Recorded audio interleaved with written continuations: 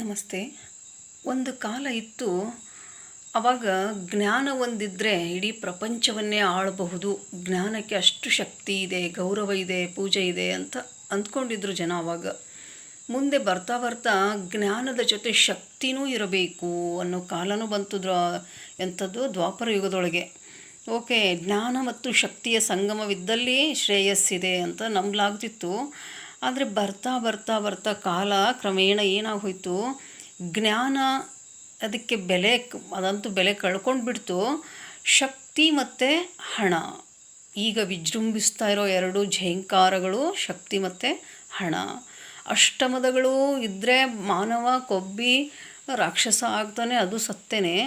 ಆದರೆ ತೀರಾ ಶಕ್ತಿ ಮತ್ತು ಹಣದ ಪ್ರಭಾವದಿಂದ ಮನುಷ್ಯತ್ವವನ್ನೇ ಮರೆತು ಇತ್ತೀಚಿನ ಕಾಲದಲ್ಲಿ ತೀರಾ ಇತ್ತೀಚೆಗೆ ರಾಕ್ಷಸೀಯ ಪ್ರವೃತ್ತಿಯನ್ನು ತೋರಿಸ್ತಾ ಮನುಷ್ಯನನ್ನೇ ಕಡೆಗಣಿಸಿ ಬದುಕ್ತಾ ಇರುವಂಥ ಒಂದು ಪ್ರವೃತ್ತಿಯನ್ನು ಕಾಣ್ತಾ ಇದ್ದೀವಲ್ಲ. ಈ ಘೋರ ಅನಾಚಾರವನ್ನು ಮಾಡಿಕೊಂಡು ಬದುಕ್ತಾ ಇರೋರಿಗೆ ಅಧಿಕಾರ ಮದ, ಏನು ಅಷ್ಟಮದಗಳಿದ್ದಾವಲ್ಲ, ರೂಪಮದ, ಜ್ಞಾನಮದ, ಶಕ್ತಿಮದ, ಜನಮದ, ಏನೋ ಎಲ್ಲ ಮದಗಳನ್ನು ಮೀರಿನೂ ಈ ಒಂದು ಹಣ ಮದ ಇದೆ ನೋಡ್ರಿ. ಬಸವಣ್ಣ ಹೇಳ್ತಾರೆ, ಹಾವ ಕಡಿದವರ ನುಡಿಸಬಹುದು, ಗರ ಹೊಡೆದವರ ನುಡಿಸಬಹುದು, ಸಿರಿಗರ ಹೊಡೆದವರ ನುಡಿಸಲಾಗದು ಅಂತ ಹೇಳಿ.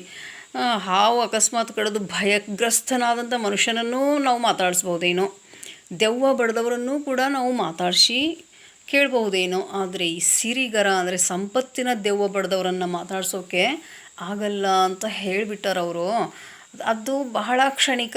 ಸಂಪತ್ತಿನ ಮದ ಆಗಿರ್ಬೋದು, ಶಕ್ತಿಯ ಮದ ಆಗಿರ್ಬೋದು, ಎಲ್ಲವೂ ಕ್ಷಣಿಕ ಇರುವಾಗ ಅವುಗಳನ್ನೇ ನೆಚ್ಕೊಂಡು ಶಾಶ್ವತ ಅನ್ನೋ ಹಾಗೇನೋ ಅಂಥೇಳಿ ಮನುಷ್ಯರನ್ನೇ ಕಡೆಗಣಿಸಿ ಇದಷ್ಟು ತುಚ್ಛವಾಗಿ ಕಾಣ್ತೀವಲ್ಲ, ಅದು ಘೋರ ಅಕ್ಷಮ್ಯ ಅಂತಲೇ ಹೇಳ್ಬೋದು.